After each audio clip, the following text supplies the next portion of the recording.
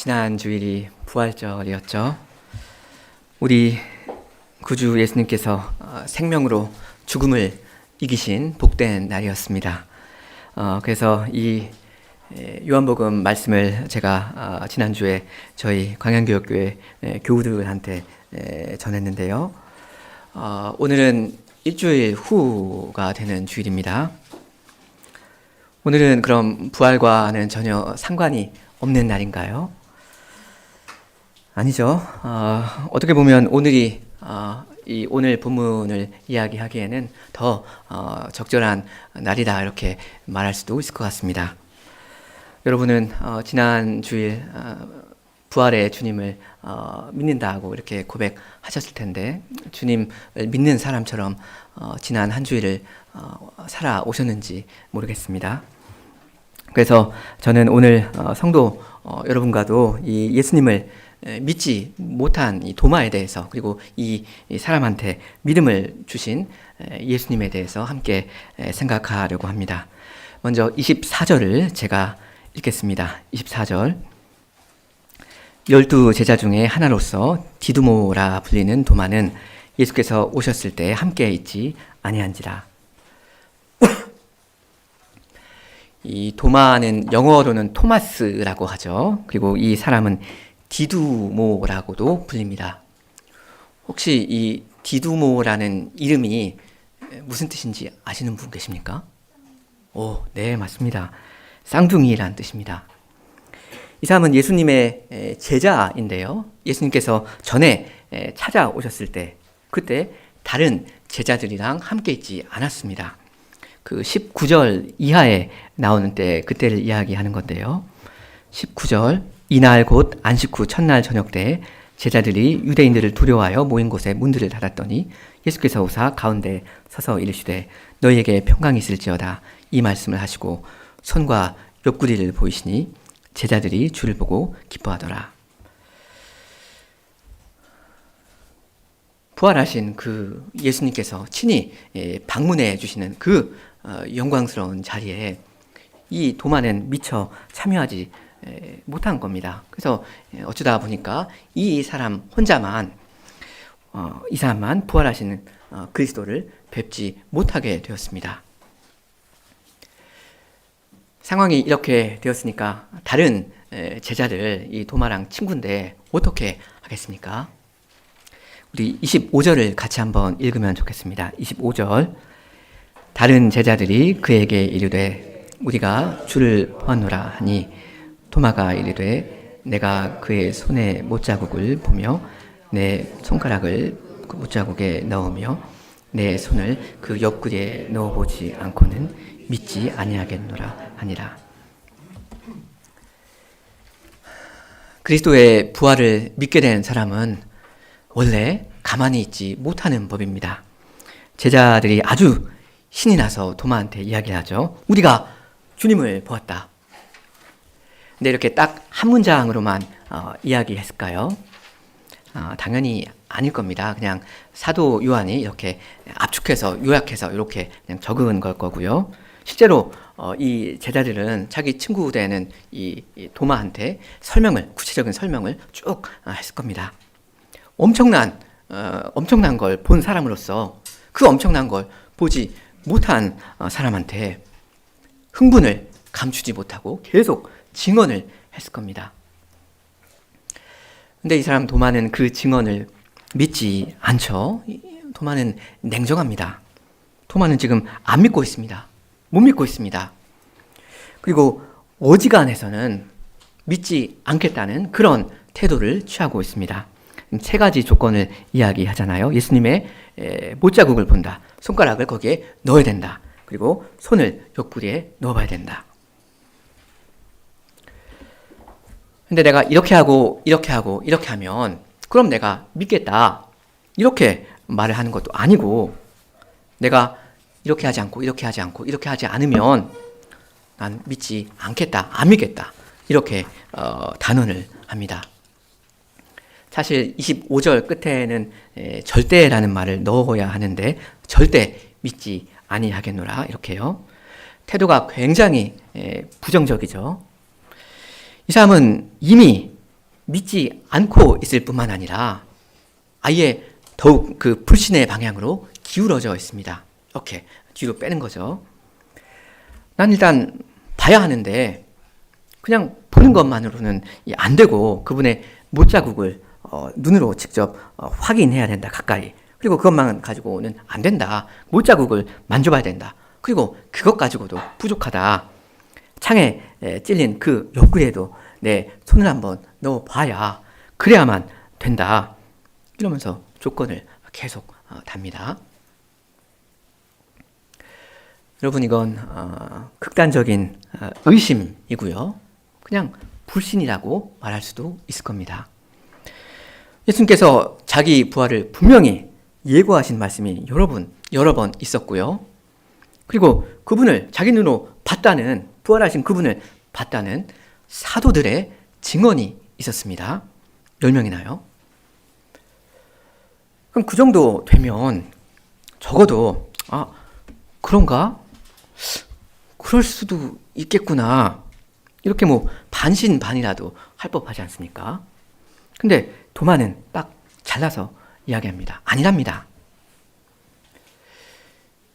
이 사람은 한 3년 동안이나 예수님을 쫓아다니면서 예수님의 말씀을 들었고요. 별의별 희한한 기적을 자기 눈으로 본 사람입니다. 물을 포도주로 만들질 않나. 오병이어로 5,000명을 먹이시질 않나. 병든 자를 고치시고 심지어는 죽은 사람을 살리시기도 하잖아요. 그 나사로요. 요한복음 11장이요. 이걸 토마는 본인이 다 직접 봤습니다. 근데 그래도 예수님께서 수차례 예고하신 이 부활만큼은, 이거 하나만큼은 난 못 믿겠다 하면서 고집을 부리는 거예요. 굉장히 희한한 일이죠. 이런 의심 내지는 불신, 성도 여러분 보시기에는 합리적인 것 같습니까? 이해가 되십니까? 납득이 되시나요? 도마 그 사람 입장에서 그럴 수도 있겠다, 이렇게 공감이라도 좀 되십니까? 도마 이 사람 아무리 해도 너무한 거 아닙니까? 이 사람은 지금 도에 넘는 요구를 하고 있잖아요. 저 같으면 이 도마를 절대 공감하지 못할 것 같습니다. 그냥 그래, 안 믿으려면 말하라, 이렇게 이 사람 그냥 포기하고 버리고 말 것 같습니다. 근데 이 사람을 우리 구주 예수님께서는 그렇게 보지 않으십니다. 이런 사람의 의심과 불신을 어떻게 보면 이해해 주시고요.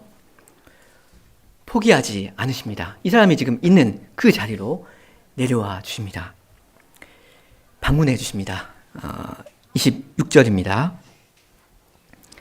26절, 여드레를 지나서 제자들이 다시 집 안에 있을 때 도마도 함께 있고 문들이 닫혔는데 예수께서 오사 가운데에 서서 이르시되 너희에게 평강이 있을지어다 하시고, 여기 여드레를 지나서라는 말은 요즘 우리식으로 말하면 7일 후에, 일주일 후에 그런 뜻입니다. 그 1, 월화수목금토 1 해가지고 이렇게 포함해서 세는 거니까요. 아무튼 7일 후가 되었는데요. 이번 주일에는 도마도 함께 있습니다. 오늘에 해당하는 그날이죠. 부활주일 후 7일, 그 다음 부활주일, 그 다음 주일이요. 근데 이번에도 예수님께서 저번처럼 똑같이 찾아와 주셨습니다. 우리 27절을 같이 한번 읽어보실까요? 27절.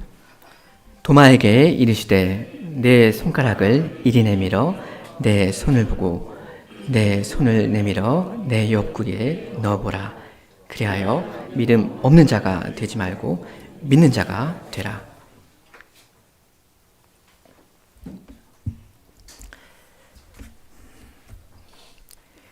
예수님이 찾아오시더니 이 도마한테 다가가십니다. 자기 몸을 보여주시고요. 만져보라 하십니다. 도마가 무슨 생각을 하고 있는지 다 아시는 거죠. 도마가 지금 어떤 상태에 있는지, 어떤 수준에 있는지 이걸 다 아십니다. 그래서 바로 그 낮은 수준에서 도마를 지금 예수님께서 만나 주시는 겁니다. 이런 방식으로라도 이 도마가 불신자가 되지 않고 신자가 되게 만들어 주신 겁니다. 그러니까 지금 이 예수님의 이 신방은 사실 오직 이 사람 도마 한 사람을 위한 겁니다.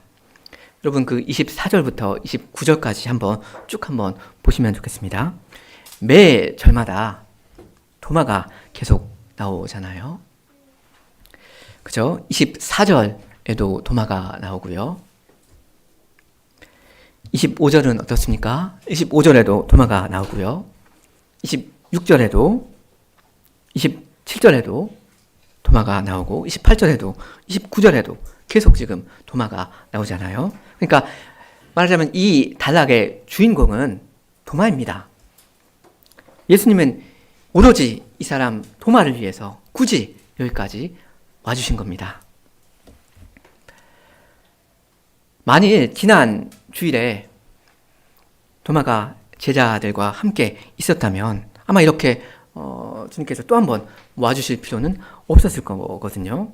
근데 이유가 어찌되었던 이 도마는 그 자리에 없었습니다. 그래서 일이 이렇게 되어버렸고요. 도마는 외롭게 혼자서만 의심하고 불신하고 있는 그런 자리에 주저앉아 있게 되었고요. 이런 도마를 주께서 찾아와 주신 겁니다.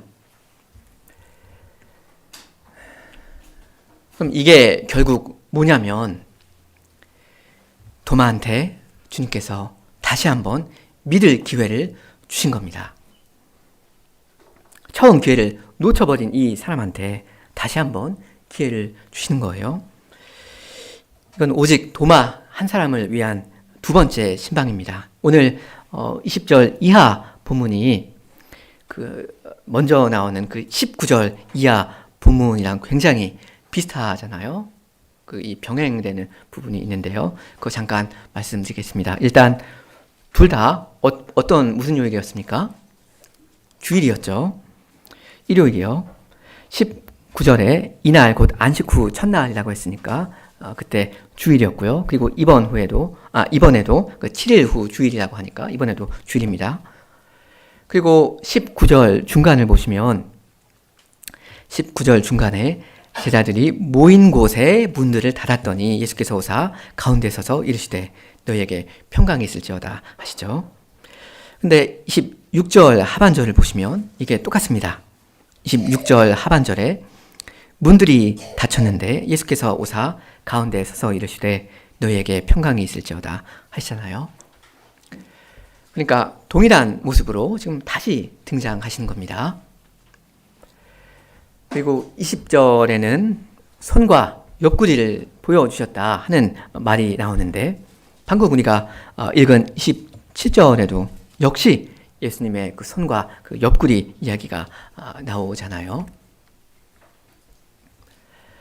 그러니까 지금 제 포인트가 뭐냐면 처음 기회를 놓쳐버린 사람한테 주께서 그때와 똑같은 상황을 재현해 주셨다 하는 겁니다. 다시 말씀드릴게요. 처음 기회를 아쉽게도 놓친 사람을 주께서 배려해 주셔서 그때와 똑같은 상황을 재현해 주시는 자리를 마련해 주셨다 하는 겁니다. 도마의 이름 디두모 이게 무슨 뜻이라고 했습니까? 쌍둥이죠. 지금 상황이 쌍둥이입니다. 말하자면 쌍둥이 이벤트입니다. 이 도마만을 위한 이런 쌍둥이 상황을 보면 저는 그 구약에서 생각나는 본문이 하나 있는데 장면이 하나 있는데 혹시 여러분은 뭐 떠오르는 거 없으십니까? 우리 그 민수기 9장을 한번 찾아보겠습니다. 민수기 9장 1절부터요.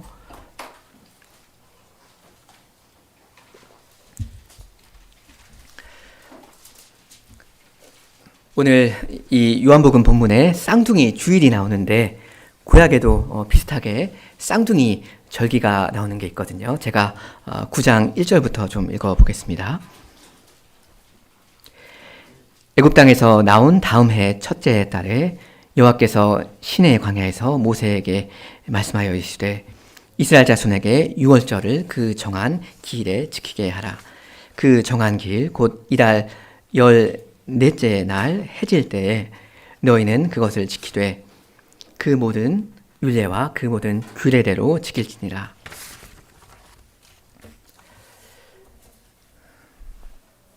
출애굽의 구원 사건이 성취되는 그런 일이 있었고요. 이제 주께서 유월절을 지키라고 명하십니다.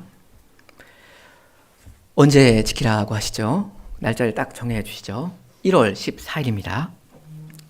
4절부터 제가 읽습니다. 4절 모세가 이스라엘 자손에게 명령하여 유월절을 지키라 하매 그들이 첫째 달 14째 날 해질 때 시내 광야에서 유월절을 지켰으되 이스라엘 자손이 여호와께서 모세에게 명령하신 것을 다 따라 행하였더라.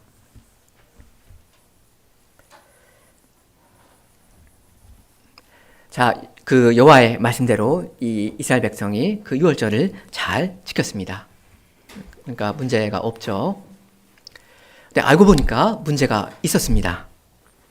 6절 그때 사람의 시체로 말미암아 부정하게 되어서 유월절을 지킬 수 없는 사람들이 있었는데 그들이 그날에 모세와 아론 앞에 이르러 그에게 이르되 우리가 사람의 시체로 말미암아 부정하게 되었거니와 우리를 금지하여 이스라엘 자손과 함께 정한 기일에 여호와께 헌물을 드리지 못하게 하심은 어찌함이니까. 모세가 그들에게 이르되 기다리라. 여호와께서 너희에게 대하여 어떻게 명령하시는지 내가 들으리라.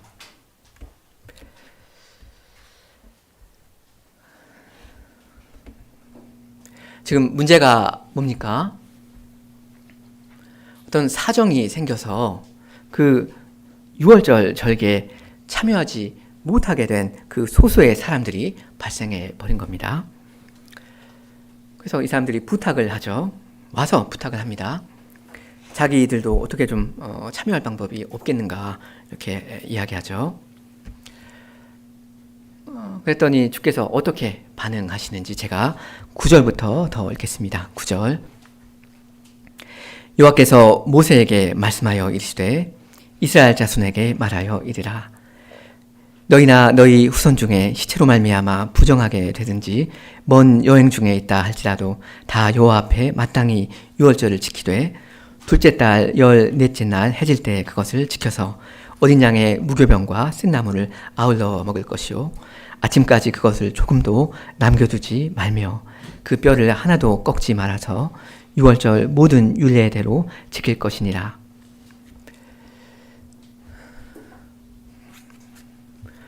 지금 주님께서 그 소수의 사람들을 위해서 특별한 규례를 마련해 주시죠. 11절을 보시면 기존의 그 1월 14일 유월절에 참여하지 못한 사람은 한 달 후에 그러니까 2월 14일에 참여할 수 있도록 허락해 주셔요. 그리고 11절, 12절에 뭐 어린 양, 뭐 무교병, 쓴나물 뭐 이런 건 원래 그 6월절에 다 해당되는 그 규칙들 있잖아요. 그러니까 좀 포인트는 정상적인 그 1월 6월절이랑 똑같이 참여하라는 그런 말씀입니다. 그러니까 쌍둥이 6월절이죠. 이걸 주님께서 이 사람들을 위해서 허락해 주시는데 사람들이 찾아와서 부탁을 하니까 그러니까 허락해 주시는데 이게 다 뭡니까? 하나님의 은혜 아닙니까? 하나님께서 이렇게 꼭 굳이 해주셔야 하는 그런 뭐 의무가 있어서 이렇게 하신 건 아니죠. 주님의 따뜻한 그 배려입니다. 주님의 사랑의 마음입니다. 주님께서 얼마든지 야 너희들이 참여 못한 거 그럼 뭐 너희들 사정이지 난 책임 없다. 너희들이 알아서 하거라. 이렇게 하실 수도 있었을 것 같은데 그러지 않으십니다. 사람들을 버리지 않으십니다. 무시하지 않으십니다. 사람들의 필요를 공감해 주십니다. 그리고 그 현실적인 필요를 주님께서 채워주십니다. 이 사람들이 지금 처해 있는 그 난처한 자리에 주님께서 내려와 주시고 그 자리에서 거기서 이 사람들을 만나 주시는 거예요. 왜요?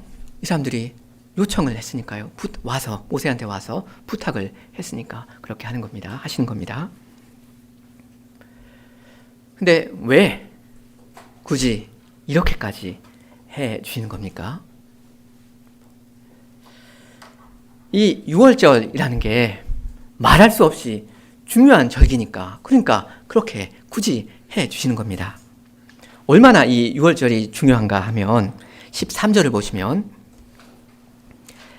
13절에 그러나 사람이 정결하기도 하고 여행 중에도 잊지 아니하면서도 유월절을 지키지 아니하는 자는 그 백성 중에서 끊어지리니 이런 사람은 그 정한 기일에 여호와께 헌물을 드리지 아니하였은즉 그 죄를 담당할 거라고 하실 만큼, 그 사람이 그 죄를 져야 한다는 그런 말씀을 하실 만큼 유월절은 중요한 겁니다. 하나님의 백성 중에서 끊어져 버린다. 그러니까 이건 하나님의 백성이 되느냐 못 되느냐 하는 이게 걸려 있는 중대한 문제입니다. 유월절 절기를 지키느냐 마느냐, 이거는 내 생사가 걸려 있는 문제입니다. 하면 좋고 안 해도 되는 그런 게 아니라는 겁니다.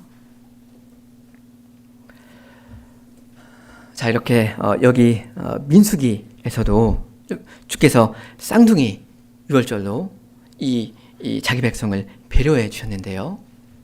오늘 이제 요한복음 20장으로 돌아가면요, 여기서도 마찬가지입니다. 여기서도 배려해 주십니다. 여기서는 이 도마가 예수님께 찾아와 오는 게 아니고 주님께서 이 도마한테 찾아와 주십니다. 부활하신 주님께서 똑같이 한 번 더 나타나 주십니다. 우리 예수님 왜 이렇게 굳이 해 주시는 겁니까? 부활하신 주님을 믿는다는 게 말할 수 없이 중요하니까 그렇습니다.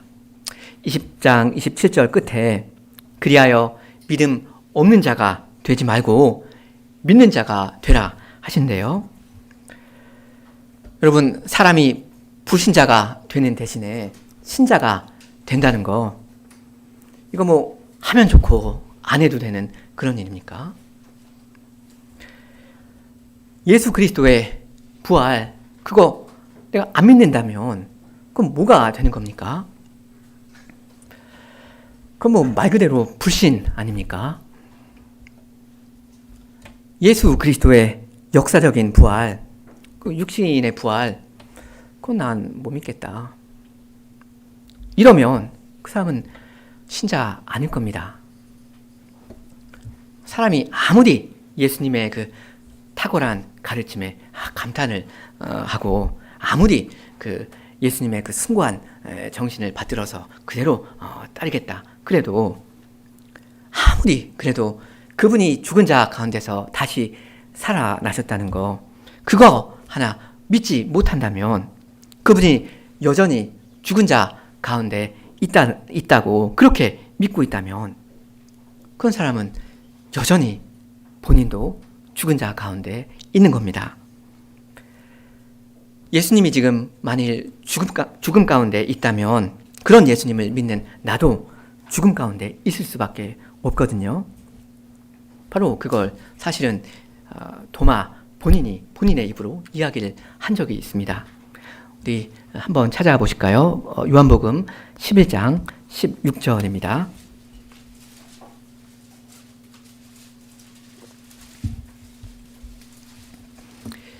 성경에서 도마가 딱 그 세 군데에서 말을 하는 장면이 나오는데요. 다 세 개 다 요한복음입니다.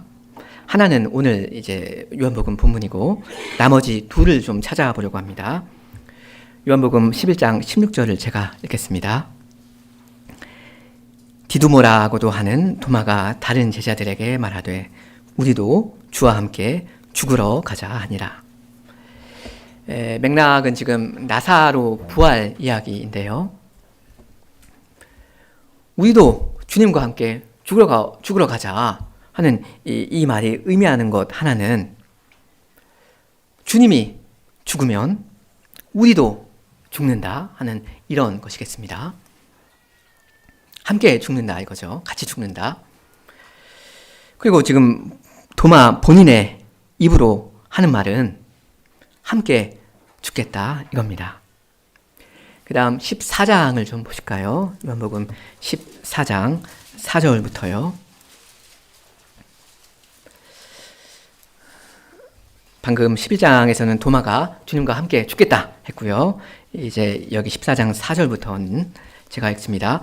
내가 어디로 가든지 그 길을 너희가 아느니라. 도마가 이르되 주여 주께서 어디로 가시는지 우리가 알지 못하거늘 그 길을 어찌 알겠사옵니까? 예수께서 이르시되 내가 곧 길이요 진리요 생명이니 나로 말미암지 않고는 아버지께로 올 자가 없느니라.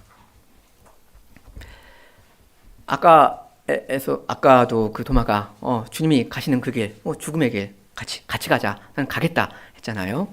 여기서도 도마가 예수님이 가시는 길에 대해서 어떤 이야기를 하고 있습니다. 여기 본문에서 예수님이 가시는 길은 결국 생명의 길입니다. 일단은 죽음의 길인데 결국에는 생명의 길입니다. 왜냐하면 예수님의 죽음 이후에 부활이 있으니까요. 그 앞뒤 문맥을 보면 그 이야기거든요. 근데 이 길에 대해서 지금 도마가 묻고 있다 하는 겁니다. 도마는 예수님이 이제 가시겠다는 그 길에 자기도 따라가겠다는 건데 주님이 정작 어디로 가시는지를 자기는 잘 모르겠다고 이야기를 합니다. 여기 14장에서요. 그러니까 예수님이 가시는 길, 둘 중에 하나 아닙니까? 지금 생명의 길을 가시던 죽음의 길을 가시던 그런데 예수님이 지금 어느 길을 가실지 도마는 잘 모르겠다 이러는 거예요. 우리가 지금 읽은 이 11장과 14장 이 둘 다 문맥은 죽음과 생명, 부활 이야기를 하는 그런 맥락인데요. 도마가 하는 말을 보면 잘 들어보면 무슨 이야기인가 하면요. 자기는 죽든지 살든지 주님과 함께 주님이 가시는 그 길을 가겠다는 거고요. 따라가겠다 이거고요. 근데 14장에서 하는 말은 예수님이 어디로 가시는지 자기는 잘 모르겠다 하는 거예요. 한마디로 도마는 예수님이 예수 그리스도와 함께 생사의 운명을 같이 할 사람입니다. 본인의 입으로 그렇게 이야기를 하잖아요. 이제 우리 본문 20장으로 돌아오면요. 중요한 건 그리스도가 지금 살아 계신가 아니면 죽어 계신가 하는 겁니다. 여러분, 예수님이 살아 계신가요? 아니면 죽어 계신가요? 도마가 보기에는 아무리 봐도 예수님은 죽어 계십니다. 그냥 더 이상 애매하다, 잘 모르겠다 하는 게 아니고요. 그냥 죽었다. 난 예수님의 부활 못 믿는다 합니다. 그러니까 도마가 지금 믿고 있는 그리스도는 죽어 있는 그리스도입니다.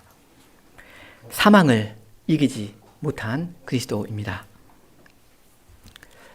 그렇다면 여러분 이 도마의 운명은 어떻게 되는 겁니까? 같이 죽는 겁니다.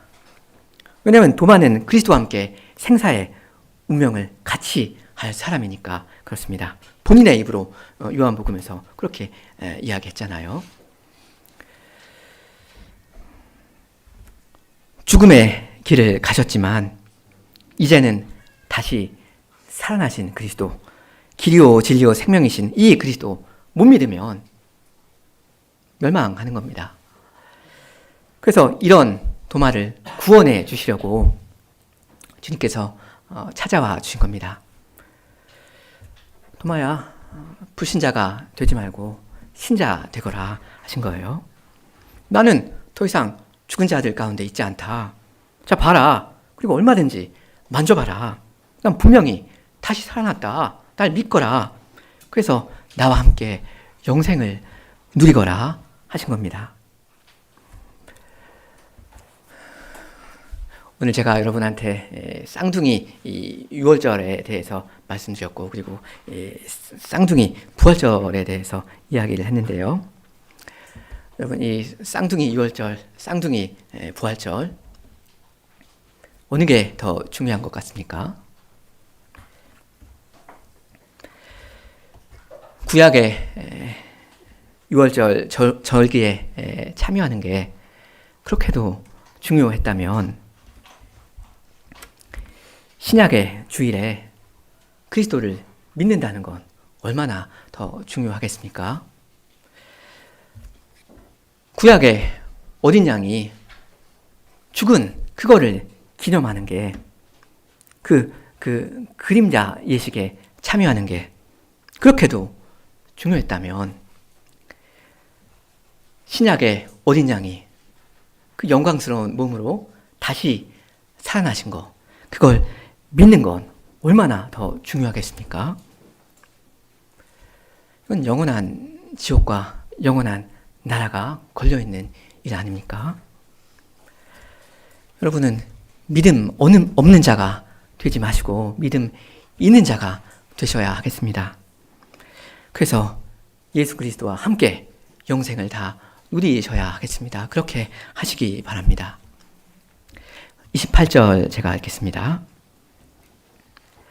28절, 도마가 대답하여 이르되 나의 주님이시오 나의 하나님이시니이다. 믿지 못하던 이 도마, 이제는 믿습니다. 예수님의 부활을 믿고요, 부활의 예수님을 믿습니다. 자기의 주님으로, 자기의 하나님으로 이분을 모십니다. 나의 주님, 나의 하나님, 이건 높이 되신 그리스도를 향하는 감탄사이고요, 신자의 신앙 고백입니다. 여러분, 이 말, 이 두 마디 얼마나 간단합니까? 반면에 아까 그 25절의 그 말은 얼마나 복잡했어요. 25절에 내가 그의 손에 못자국을 보며 내가 손가락을 그 못자국에 넣으며 내 손을 그 옆구리에 넣어보지 않고는 믿지 아니하겠노라. 이것저것 다 따지고 앉아있고 얼마나 번잡하고 까다로워요. 의심은 복잡하지만 믿음은 단순한 겁니다. 예수님은 아주 순진하게 깔끔하게 어린아이처럼 믿어야 하는 그런 분입니다. 그리도 이것저것 따지고 들던 이 도마가 어떻게 이런 믿음을 가지게 되었습니까? 예수님께서 찾아와 주기 때문이죠. 이 도마의 의심과 불신, 말도 안 되는 이 비합리적인 이 불신, 이걸 당장에 꾸짖지 아니하시고 그걸 그 연약한 그 부분을 이해해 주시고 불쌍히 여겨주시고 품어주시는 그 예수님의 사랑 때문에 이 불신자가 신자 된 겁니다. 우리 29절을 같이 한번 읽도록 하겠습니다. 29절, 예수께서 이르시되 너는 나를 본고로 믿느냐? 보지 못하고 믿는 자들은 복되도다 하시니라.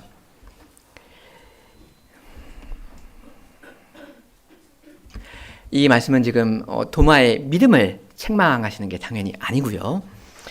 도마가 지금 믿음을 가지게 된 그 경로에 대해서 살짝 예수님께서 그 아쉬움을 표현하시는 겁니다. 내 눈으로 확인하지 못하면 못 믿겠다는 그런 태도요. 그러면서 예수님께서 지금 주인공 전환을 살짝 하시죠. 오늘 본문이 29절까지 전부 다 도마 이야기였다고 했잖아요. 근데 이제는 다른 사람들을 주인공으로 예수님께서 세워주십니다. 예수님을 그 부활을 보지 못하고도 믿는 복된 사람들이요. 바로 성도 여러분 이야기인데요. 이어서 30절에서 요한 사도가 이야기합니다. 30절 맨 앞에 그러므로라는 말이 빠져 있고요. 그래서 제가 그 말을 넣어서 29절 중간부터 쭉 한번 읽어보겠습니다. 보지 못하고도 믿는 자들은 복되도다. 그러므로 예수께서 제자들 앞에서 이 책에 기록되지 아니한 다른 표적도 많이 행하셨으나 오직 이것을 기록함은 너희로 예수께서 하나님의 아들 그리스도이심을 믿게 하려 함이요 또 너희로 믿고 그 이름을 힘입어 생명을 얻게 하려 함이니라. 요지는 이런 겁니다. 보지 못하고도 믿는 사람들은 참 복됩니다. 그러니까 그렇게 그리도 복된 여러분들을 위해서 나 요한이 이 표적을 이 책에 여기 이렇게 기록해 두었습니다 하는 겁니다. 어떤 표적 이야기입니까? 그리스도의 부활이요. 이걸 나 요한이 증인으로서 사도로서 여러분을 위해서 하나님의 말씀으로 이 책에 이렇게 기록해 둡니다 하면서 사도 요한이 여러분한테 말을 거는 겁니다. 그러니까 이 말씀을 믿고 복을 받으라 하는 겁니다. 지금 요한이 이렇게 이야기하나요? 우리 사도시대에는 부활하신 예수님을 눈으로 직접 보고 믿을 수 있으니까 우리들이야 참 행운아들이지만 당신들은 참 어쩌냐. 당신들은 너무나 아쉽게도 눈으로 보고 믿을 수 없게 되었으니까 당신들은 참 복도 없다. 미안하지만 당신들 시대에는 이 성경책 하나밖에 없다.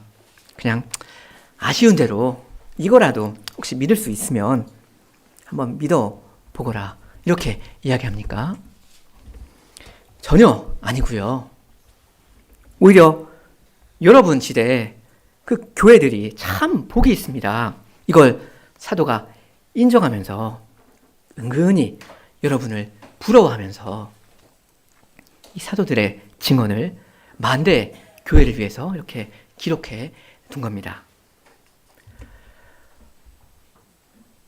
여러분, 바로 이게 성경 말씀의 권위에 대한 예수님과 사도들의 자신감입니다. 그리고 택하신 자기 백성이 이 기록된 말씀을 얼마든지 다 믿을 거라는 그런 자신감입니다. 우리 구주 예수님께서는 그 예수님 시대 이후에 살 모든 신자들한테 그 12 제자들의 믿음보다 훨씬 더 큰 믿음을 요구하십니다. 훨씬 더 큰 믿음으로 믿거라 하십니다. 보지 않고도 믿으라는 거예요. 그냥 내 말을 내가 말했으니까 내 말을 믿으라는 거예요. 이게 예수님의 요구이고요. 그 요구하신 것을 주님께서 주십니다. 완성된 계시의 이 말씀을 주셨고요. 말씀 사역자를 매주일 여러분한테 보내주셔서 여러분한테 실시간으로 말을 거시고요. 그리고 성신을 주십니다. 그래서 이런 방식으로 성도 여러분을 불신해서 지옥에서 구원해 가십니다. 의심하는 여러분의 그 연약함을 주님은 다 아시죠? 왜 모르시겠습니까? 불신 가운데 그냥 주저앉아 있는 그런 여러분을 주께서 불쌍히 여겨주시고 찾아와 주십니다. 확신하지 못하고 믿음과 불신 사이에 왔다 갔다 하는 그런 여러분을 주님은 오늘도 방문하십니다. 나 같은 사람도, 어떻게 보면 참 대책 없어 보이는 그런 사람도 결코 포기하지 않으시고 계속 말을 거십니다. 도마에게 주셨던 그 은혜보다 훨씬 더 큰 은혜를 주시면서 믿거라 하십니다. 믿음 없는 자가 되지 말고 믿는 자가 되라 하십니다.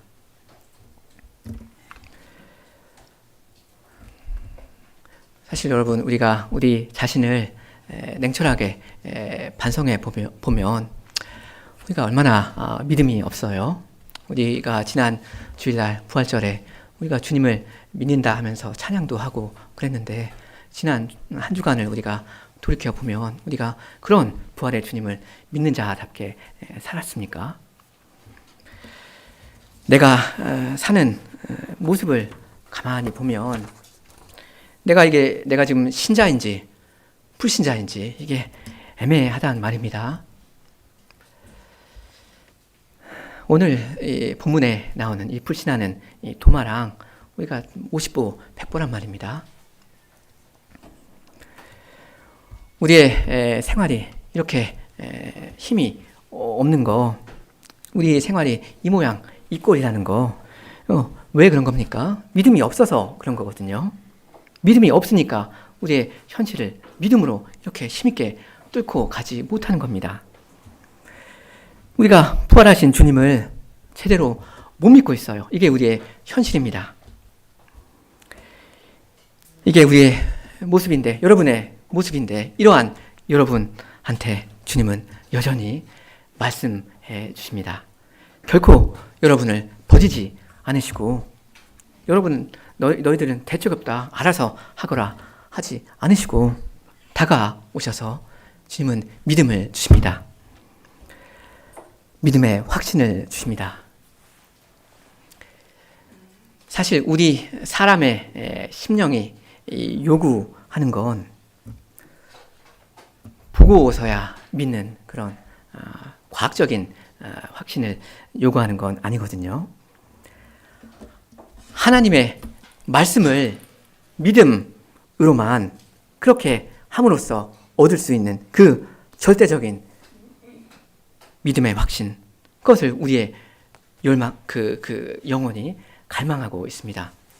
그냥 내 눈으로 봤으니까, 혹은 현미경으로 이렇게 봤으니까, 분석해 봤으니까, 과학자들이 그렇다 하니까, 그러니까 믿는 그런 믿음, 그런 것 가지고 우리 영혼이 안식하지 못합니다. 우리는 확실한, 견고한 그런 반석을 원합니다. 절대적인 믿음의 확신을 우리가 요구하고 있다는 겁니다. 하나님의 말씀을 믿는 이 확신보다, 그보다 더 확실한 건 이 세상에 있을 수가 없단 말입니다. 말씀을 철석같이 믿는 그 확신, 이걸 주님이 요구하시고요. 이걸 주님이 주십니다. 그러니 믿으시기 바랍니다. 믿으십시오. 주님께서 말씀하셨으니 믿으시기 바랍니다.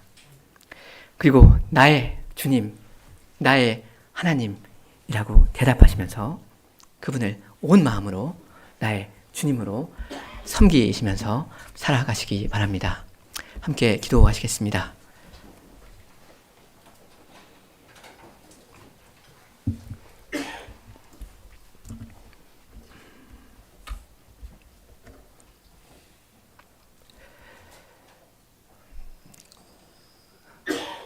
주님께서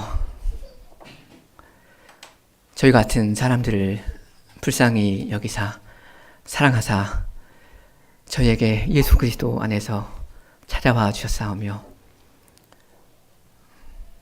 십자가와 부활로 저희에게 다시 한번 찾아와 주시건만 저에게는 부활하신 주님을 믿을 그러한 능력이 없사옵니다. 저희는 다 불신자들이옵니다. 이러한 저희를 주께서 불쌍히 여겨주시고 저희를 결코 포기하지 않으시며 저희에게 늘상 말씀하여 주시는 그 은혜에 감사를 드립니다.